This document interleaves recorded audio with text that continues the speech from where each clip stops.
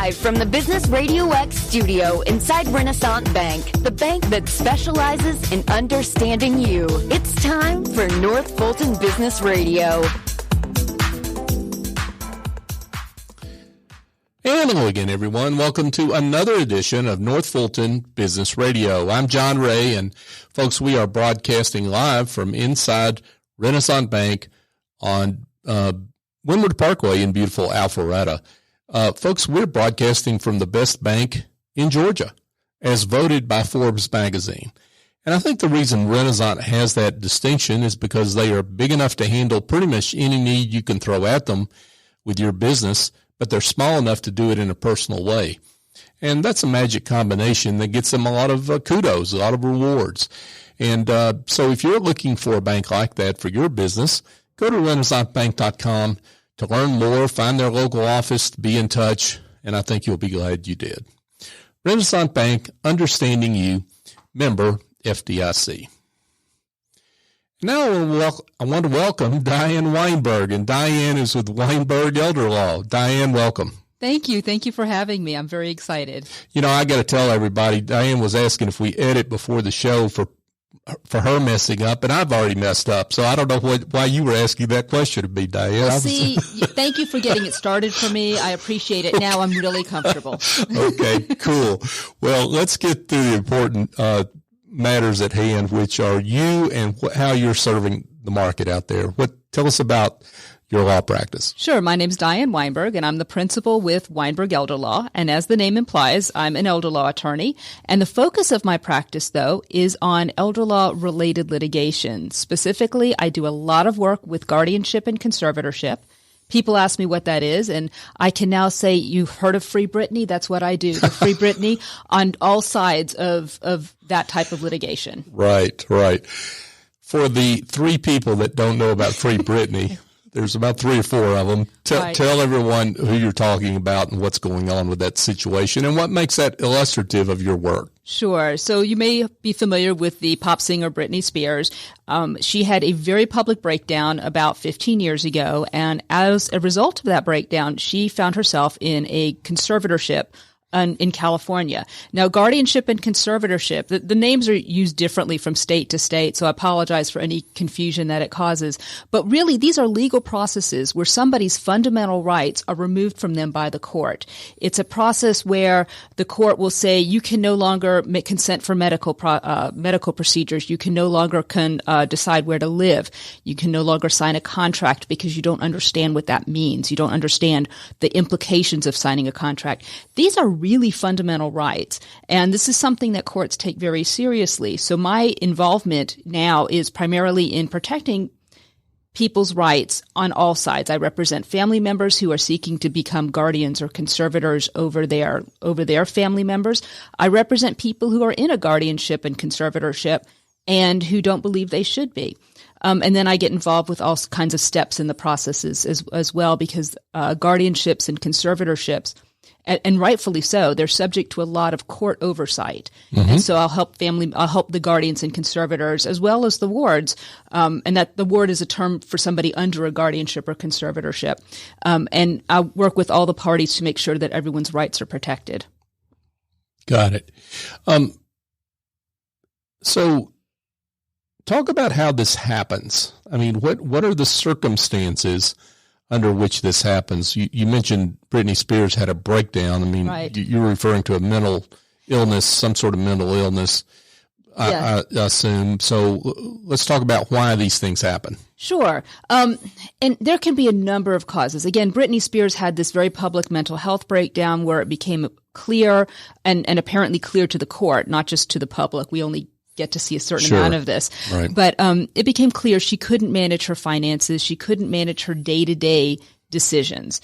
And so the court removed those rights from her and gave them to a third party, in this case her father, Jamie Spears, as well as to a Miss Montgomery, whose first name escapes me right now, but she was also part of the conservatorship in California. And so what'll happen is frequently we'll see this with somebody who's got dementia, and maybe they haven't done any planning during their life, so they don't have any powers of attorney or for family members or other friends to act on their behalf. Sometimes we have somebody who's got a developmental or intellectual disability, and they're never going to have that ability to make decisions on their behalf because they are so severely impaired.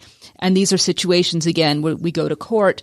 The court will, upon a finding that these person not just make bad decisions. We all get to make bad decisions. Ask my kids. I make 100 bad decisions a day, right? Mm-hmm. But it's the inability to take that information in and process it and come out with a decision. All right. And so the court will understand that the person is lacking that capacity and remove certain rights. Not all of our rights are removed, just certain rights, and give it to a third party to act on behalf with respect to those certain rights that are removed. You mentioned that the court takes these matters very seriously, and I guess what you're really referring there to is the taking away of rights for whatever reason. It may be a good reason, but that's something that courts take a while to figure out and would do deliberation and with experts testifying, right? Well, not always. In Georgia, you don't always need an expert to testify, and I'll explain why, and it makes sense why not. But courts, my husband actually at one point, we were talking about this, and I think he explained this really well. His comment was, well, if you go to prison, okay, and you have rights taken away from you, what are those rights? Your rights to move around. You may lose your right to vote for a period of time, but you have to do it with a beyond a reasonable doubt, right? There has to be some kind of finding. For a lower standard, a probate court can take away your more fundamental rights. Your right to get married can be removed. Your right to sue people, your right to manage your finances, to sell and acquire property. All of those very fundamental rights can be taken away from you. And the courts are very serious about that. They're very concerned.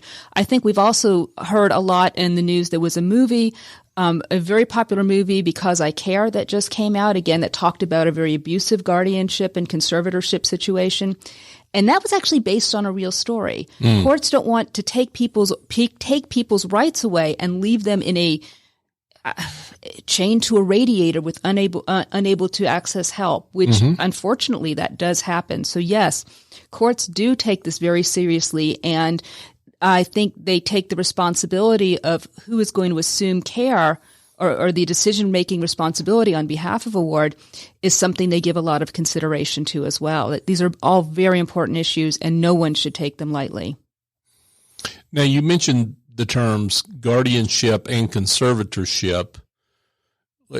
Do we need to know the difference between those two things, or is that when we walk in your door, or is that something you give us guidance on? We will give you guidance on that, and what makes it really fun is that it varies from state to state. Oh, lovely. I know, exactly, just to confuse people. Right. But really, there are two types of fiduciaries. And fiduciary is somebody who owes a duty to another person. So when your rights are removed, you have rights that are personal rights, and you have rights that are financial rights, okay? The rights that are personal, medical care, residence, where you're going to live, the right to marry, those are all rights that are taken away by, in Georgia, the term is guardian, but in other states, you may hear a guardian or a conservator of the person. That's what you're looking for, those personal rights.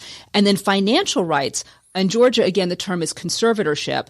In other jurisdictions, you're going to hear a conservator or a guardian of the property versus the person. So does that distinction make sense? And you've just got to see where you are. In California, and I've, again, looking at the Britney Spears issue, California conservatorships the term designates somebody who's over the age of 18, but a guardianship is designated for somebody who's a minor. So you'll have a conservator of the person and a conservator of the property, and then a guardian of the person and a guardian of the property. So yes, they do that to make things very confusing for everyone else, including attorneys, as we have to keep track of who is called what in what jurisdiction. Got it. Are we making too much of this Britney Spears case? I mean, is there something to learn from the case that all of us should be aware of, or is this just a case that maybe we're just paying too much attention to simply because she's Britney Spears? How about both? Yes to both. Okay. The one thing I'll say about having somebody who's a celebrity is, of course, celebrities they're just like the rest of us, right? They put their pants on one leg at a time. But because they're in the public view, it gives a nice illustration as to how things can either go well or how things can go horribly wrong. And in Britney Spears' case, there's still a lot that I don't know, right? I don't have access to a lot of the information that was presented to the court, and nor should I. Most of it is not public information; it's private information. But it does illustrate some of the abuses that we typically see. I kind of joke that I didn't go into law to become a civil rights attorney, and yet I find myself more and more defending people with disabilities and their civil rights. And again, people like Britney Spears and some of the challenges that she's had, we see this in other jurisdictions, and I think it's helped people. Helped shine a light on real issues. The issue of forced medication. She says she was forced to take a psychiatric medication even though it made her feel very ill and she didn't want to take it. She claims that she was forced to continue birth control even though she didn't want it. This is actually a common practice in many states. Mm-hmm. Should somebody have the right to bear children is a fundamental right. Mm-hmm. The right to refuse medical care is a fundamental right. So why does somebody, simply because they have a mental illness or other disability, why should their rights be infringed? Right. And so it is a great illustration, and one that I think a lot of people relate to. But is her tragedy any worse than anyone else in her situation? No, it's not. It's just as horrible for everyone. But she just happens to have a better platform. The other person that I've used a lot as an illustration is Casey Kasem, whose unfortunate litigation and his passing really raised some of the issues of what happens in family disputes and why it is so important to make your wishes known prior to death. And again, some of the abuses that, in this case, the challenges that the agents under the power of attorney, which were his children, as well as his conservator, who was his children, and some of the challenges they faced in trying to enforce their authority against his wife, who very much resisted the guardianship, the conservatorship. And again, listening to some of the information out there that has suggested that she was perhaps financially exploiting her husband as well, and didn't want that to come to light. Right. But again, nothing new. I see this a lot, but it's just a good platform for these issues. Another third one, Mickey Rooney. People don't realize Mickey Rooney was being financially exploited, and he died destitute thanks to his, I want to say it's his son-in-law or a nephew, it was an in-law to his family who ended up stepping in and completely taking over him. He was not under a guardianship at the time, but he was the financial exploitation was extreme. And he couldn't, because he did have dementia, when he would ask for an attorney, no one would listen. And ultimately, they were able to get an attorney in. I believe whoever the exploiter was did some prison time. But the reality is, once they get an exploiter gets hold of your money, it's gone. Right. There's no recovery. So again, no worse than anyone else that I've seen, just a more public venue. Folks, we're here chatting with Diane Weinberg. Diane is an attorney with Weinberg Elder Law. Diane, I want to switch gears here just a minute, and we'll dig in more on these topics in just a minute. But tell us a little bit about you and your journey and why. I'm always interested for attorneys as to why you picked this particular area of the law out of all the different disciplines you could have gone into. By accident. Okay. Really is what happened. I came out of law school doing employee benefits work. I actually was a paralegal though prior to going to law school, and found myself back in litigation. Of all crazy things, I was a railroad litigator. Oh, really? And that was a lot of fun. Wow. My husband was supposed to move across country. He'd accepted a job across country, and of course we were going with him. And that would have meant I was an unemployed railroad attorney in a different part of the country. Railroad litigation is very specific for a whole host of reasons. It's very specific as to where you're going to see the lawsuits filed and the litigation being heard. So I said, okay, what do I want to do when I grow up? Because clearly this is not going to continue.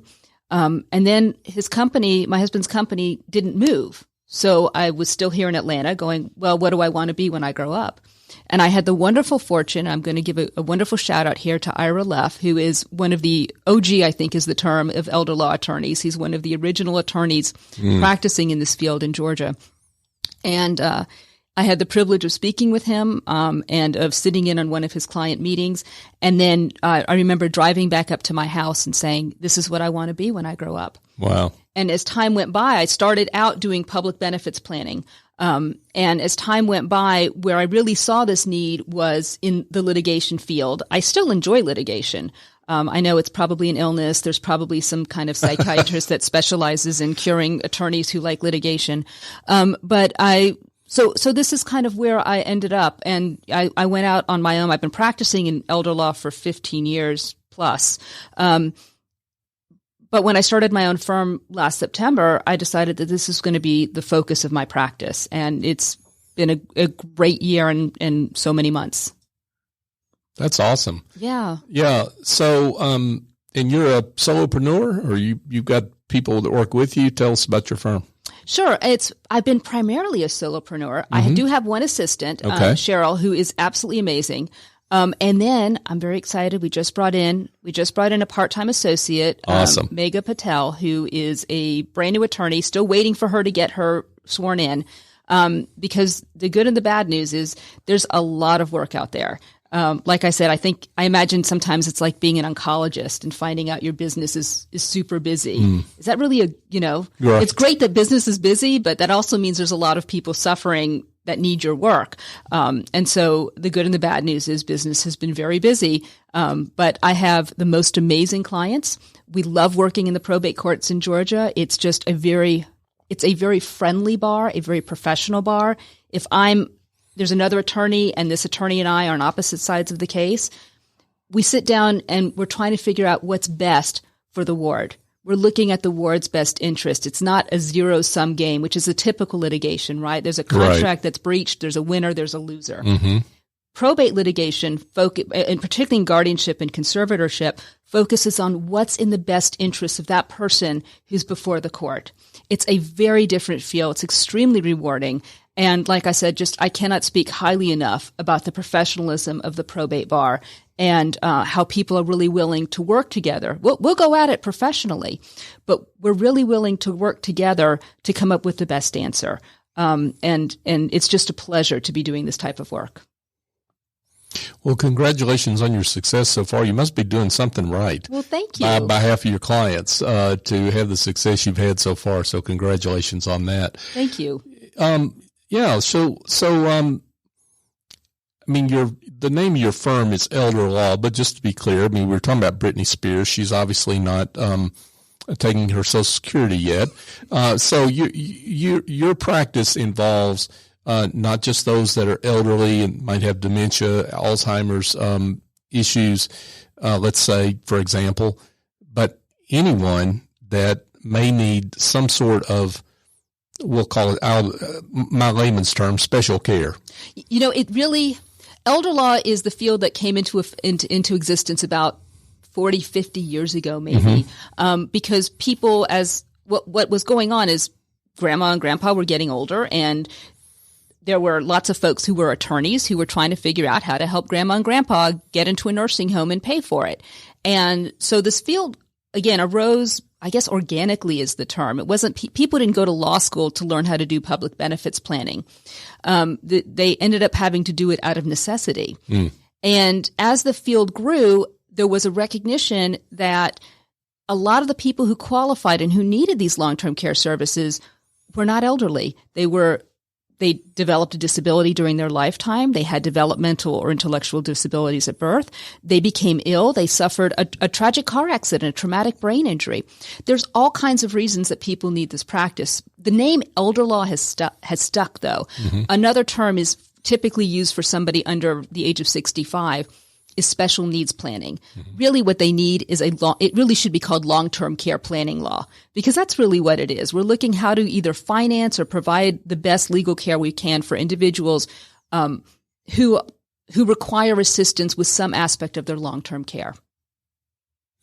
So do you work with, and I would imagine the I guess the big example of this that comes to mind for me would be older parents, child with some sort of developmental or a particularly debilitating illness where they're requiring continual care.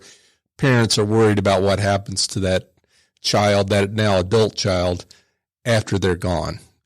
I would imagine that's a fairly common case for you. Well, yes and no, because yes, we can do, again, because at this point I'm doing the litigation side of things. Okay. If there was a guardianship or a need for something of that nature that involved court involvement, that's where I would get involved. Got it. But an elder law attorney absolutely is who you want to see, because you're going to have to do essentially planning for yourself. You need to plan in case your child requires public benefits. Mm-hmm. Housing is a huge issue. There's just not a lot of options available for individuals with disabilities. And so making those long-term care decisions of what happens if I passed away yesterday, where is my child going to live? Who is going to oversee my child's care? It's a lot of work. So absolutely. And sometimes I would see, again, I done the planning. I still can do the planning. If I've got a guardianship where there's minimal planning involved, I'll just go ahead and do it. If there's something fairly complicated, I'm going to send it out and work with that other attorney, so that we can make sure that everyone's, that was just a business decision that I made. Mm-hmm. But I would get a lot of people who would come in with parents with dementia and a disabled adult child that had been living with the parents all of their life. And the kids are coming in not understanding what's going on because mom and dad never really told them about all the care this sibling required. Mm. And so those create some really interesting, family dynamics. The adult child that's coming in to see me is very frustrated with his sibling because his sibling has never worked a day in his life and he's mooching off mom and dad. And then you get into it, you do a little research and you figure out, no, this kid cannot function independently. There's an intellectual disability, a mental illness. There's something that it's a failure to launch, but with good reason. Right. And so you're advising the family, the adult child, how to deal with both mom and dad and their challenges, as well as get the sibling set up in a way to provide for the sibling's long-term care. These are very complicated situations. They should not, I cannot recommend strongly enough that families seeking this, finding themselves in this situation, find a good elder law attorney, a good special needs planning attorney to help them through it. Public benefits law is so complicated. There's actually a wonderful quote. I want to say it was a judge in the Eastern District of New York who made a comment about these laws that they are an assault to the English language. They don't work together. Mm-hmm. They contradict each other, and there's no magic bullet. And you're sitting down and talking about very small numbers. Sometimes it can be, $20, $10, very small amounts of money that can change the benefits that somebody is entitled to receive. And there's a lot of moving parts. So I just encourage anyone who's dealing with these issues to please consult an elder law attorney and get a sense of what those issues are and how everything works together. Because it's really people who get into the elder law field do so because there's really a calling to it, and they're really there to help people. They're not. Right. If somebody, you don't get rich practicing public benefits law by nature of the practice. Right. We're working with people who tend to have very small incomes, but they still don't qualify for those very necessary benefits. So again, there are a number of different organizations. One is the National Academy of Elder Law Attorneys. I encourage people seek referrals there. Your local bar association will have an elder law section. Another section is the Academy of Special Needs Planners, also has attorneys, again, who focus on that area. We're not allowed to specialize in Georgia. We can only focus. So that's the state bar rules. So we can focus on special needs planning. And so definitely start out with those resources and see if you can find somebody to get that consultation. Got it. Diane Weinberg, folks. And Diane has her own firm, Weinberg Elder Law. And just to be clear, you do litigation only. I do the litigation. Okay, got it. I will tell you, let me give you another example how these play together. Sure. So we have somebody who needs a guardianship, but we want to do Medicaid planning. You actually have to get court permission. So in fact, I have a hearing tomorrow where that's exactly what we're doing. We're obtaining a guardianship, but we need to do planning for Medicaid planning for the people who are subject of the guardianship. So I'm working with the attorney and we're going to bring it to the court because I know how to do the planning and I do the planning.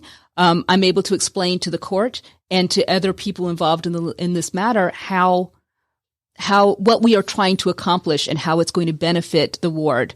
And get the court's approval for this. So you can see there's all these parts and they all work together. And it's really important to have that understanding where these pieces intersect and who needs to get approval of these various planning techniques and how to accomplish your goals so that you can, again, provide for this person who is unable to meet all of their own needs. One question I want to ask you is a fairly straightforward question that a lot of our business owner listeners may be thinking about right now as we talk about some of these things is what happens if you own a business and you are incapacitated in some way? What happens with that business and that ongoing concern that you're running? You cannot stress it again enough, have a business succession plan in place. I have seen people, I have had cases where we had somebody with an incapacity and people were walking into the assisted living with this person with dementia and having them sign off on documents. This was bad. This was not the ideal situation. Right. No, I don't know. For all we know, because I don't know enough about what was being addressed at that time, it could have been perfectly fine. These people could very well have been taking care of their business partner. But you must have a business succession plan in place so that you know that the people that you have assigned somebody to act on your behalf. The other thing that's super, super important, and this is probably one of the biggest challenges we have, is that you must have a good person appointed to represent you. I have seen far too many cases where somebody appoints their oldest adult child, their only male. They appoint this child because he's going to be a troublemaker, and if we don't appoint him to act on my behalf, then he's going to be angry. Let me tell you, let that kid be angry because it's going to go horribly wrong if you have that person step in. Right. It's so important to set this out, and you might step on a few toes, but ultimately, you don't want to find yourself destitute because somebody has taken advantage of you and run off with all your money, or somebody has driven your business into the ground. And those are the hard facts that we deal with them. So picking that right person to be your fiduciary is so important. And if you don't have a family member that you trust, and sometimes we don't, I've had clients come in, they say, I love my kids, but I don't want them touching my money. One has an addiction, one has a gambling problem, and the third has a hole in their pocket. They can't keep a dime. So there are increasingly third parties that will serve on your behalf. So please consider those options as well. They will be bonded and they are licensed, and I can't say they're licensed in all states, but they are certainly going to be bonded. And that way, if there is some kind of fiduciary breach, you and your company won't suffer because they'll be able to collect against the bond. Just as an aside, you mentioned the difference in state laws. Do you work here in Georgia exclusively or in other states? No, I work in Georgia exclusively. Okay. Just for people listening, for them to know that fact. So let's talk about trust and conservatorship and explain the difference there, because I'm sure some folks have heard that term, a trust, right, and think that may be the same thing. No, they are not, and that's an excellent question. A trust is not the same. A trust is a document that a trust is a vessel. Let me explain it that way. So if you were here, you would see that I have I'm holding two things in my hand. You will see that I am holding a coffee cup with pens, and I am holding a coffee cup with a lid, which has my coffee. So I will tell you that both of these are trusts. Somebody puts something in the trust, and it is for the benefit of somebody. All right. A trust is merely a vessel used to hold something for somebody else. So in this case, it's coffee. All right. The trust could be, in this case, my husband made the coffee, so he is what we call the trustor or the settlor, sometimes called the grantor. I don't want to get too technical, but I am managing the trust. So I am the trustee, and I'm also the beneficiary of the trust because I get to drink it. But you can see these trusts can hold all kinds of things. This trust, the open coffee cup, holds pens. This one holds coffee. They can hold jewelry. They can hold documents. They can hold intellectual property if you have a copyright. And the shape of the trust is dictated by the document. So that this trust with pens, right, the open coffee cup, I can take the pens out. I can put something else in. And this trust that is my Contigo brand coffee cup with the tight lid, I can take stuff out of the trust and put other stuff in, but I have to take off the lid. In other words, there's a process to it. So that's a guardianship, that's a trust. A conservatorship, by contrast, removes your rights. All right, so sometimes we have cases where we'll have both a trust and a conservatorship. So, for example, somebody might do a revocable trust during their life. Trusts are often used as part of planning. There's different ways we can leave our assets to people once we die. And we can leave it by will, and we can leave it by trust. It's just another way of doing that. And I don't want to get off of too much on a tangent here. But there are things that don't fit nicely into trust. Retirement accounts are one of those things that don't fit nicely into a trust. So if you have somebody who created a trust during their lifetime and they have retirement accounts, we may be able to avoid a conservatorship in Georgia with respect to the trust assets, but we still need a conservator to manage those retirement assets. So does that explain the difference? That, again, one is a document where it creates a vessel to hold something, and the other is a removal of your fundamental rights. Now, again, sometimes the trust we don't need a conservatorship, but sometimes it's not going to be the only thing that we can use, and we find ourselves under the conservatorship anyway. Makes sense. Another business-related question. Let's say I own a business. I've got a family member with a disability, whether that's adult child or some other family member. Can I put them on the payroll to make them eligible for benefits? I've seen that done, and there is good and there is bad with that. And I would usually work with a special needs planning attorney with that. Because certainly we can get them some really nice benefits if they're on the family payroll. Of course, there's the question of what does this do from an employment standpoint? Are you somehow misleading, in violation of a labor law or an employment law? And that I can't answer for you because that's well beyond the scope of what I do. But again, it's something to think about. But sometimes that additional money actually can keep somebody from getting public benefits. And there are times when we do want access to those benefits because there may be a program, and there used to be a program in Georgia, and I'm trying to remember whether it was for people with Down syndrome or autism. But it was an excellent program, but you could only get there if you were on public benefits.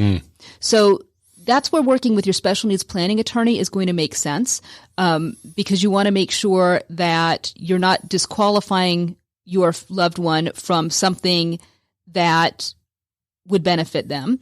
Also, from a guardianship perspective or conservatorship perspective, you are required to be bonded for somebody's income.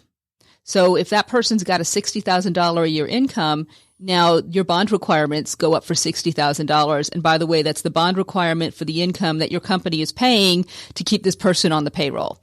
So again, a lot of moving parts. Don't do this on your own. Please talk to a professional to determine the benefits and the downside of doing this type of planning. Right. Now that makes perfect sense. So you said you're involved more or less exclusively in litigation. Talk about the remedies to, I guess, the ways to avoid going to court to try to resolve the issue. Is there some sort of mechanism for that in elder law or not? Or are you pretty much stuck going to court to make any changes? Well, I hate to say it depends. Don't I sound? That's what we all say as attorneys, but it is so true. Yeah. It is so true. We talked about trust. If we can put somebody's assets in a trust, and then upon that person's disability, have a third party take over as trustee, that is a great way to secure somebody's finances. Totally recommend that. A power of attorney for finances, again, if somebody has a disability or they become cognitively disabled in Georgia, our financial powers of attorney survive disability, so that if I have a terrible car accident and can no longer function on my own, my husband, who is my agent, can act on my behalf and can continue financial transactions, and that should keep me out of conservatorship. Likewise, if as I age, if my children are my agents under for a healthcare power of attorney called an advance directive in Georgia, then they can make medical decisions on my behalf. And as long as I'm compliant with my kids, and if I'm no longer can stay at home and I don't fight them on moving out, then that's fine. We shouldn't need court involvement. And this happens all the time. Sure. But the advance directive, as I said, can't force me into an assisted living if I don't want to go, or a nursing home if I don't want to go. The financial power of attorney, by the way, I can also revoke an advance directive for health care. Remember, I said our right to refuse care is a fundamental right. Right. So certainly in Georgia, even if I don't have capacity and I get hacked off with my children, I can rip up my advance directive for health care, and then I have no one making medical decisions on my behalf. Well, Georgia has a statutory lineup so that somebody would, but you see the problem that we encounter. Sure. And so dementia is just a gift that keeps on giving, and I don't care how well you've planned. If you have dementia, it will sink the best of your plans. And unfortunately, that's when we end up in court, even though you have done absolutely everything that you are supposed to do. Dementia just has its unique gift of undermining all of your efforts. So I guess that's where you need to be kept on speed dial for folks out there. That's when I come in, yes. Yeah. So, Diane, as we kind of draw things to a close, I would love to keep chatting with you because it's very interesting. But talk maybe about a success story, a particular case you've worked on that you're particularly proud of. You don't have to mention names, of course, but a case that illustrates the great work you do. Thank you. Actually, so I have a case where Dad was flown to Alaska by somebody who purported to be his girlfriend, but really was just financially exploiting him. And she always wanted to go to Alaska. So she took him to Alaska and he paid for it. And then she dumped him. And he was found in Alaska. Wow. And he was found in a homeless shelter, and no one is sure how he made it to that homeless shelter, because by all rights there were a lot of different waterways, and by all rights he should have walked into a waterway and drowned. So he made it to the homeless shelter. Somehow his children were able to find him. We were able to get him back. We filed for emergency guardianship and conservatorship, gained control of his assets, got rid of the girlfriend, whatever their relationship was, the exploiter. We were able to file temporary protective orders against her, and now he's living comfortably with his children, who are taking care of him, taking care of his medical and financial needs, and she is not privy to his checkbook anymore. And so that's one of my great cases. Yeah. Wow. What important work you do, Diane. Thank you. Thank you for the great work you do. And but let's get to the most important question, which is how folks that want to be in touch with you and have a need for your services, how they can connect with you. Absolutely. You can always reach out to my website at weinbergelderlaw.com. My assistant, Cheryl, is the person you need to reach, because she is the person who tracks me down and keeps my calendar. Go Cheryl. Yes, go Cheryl.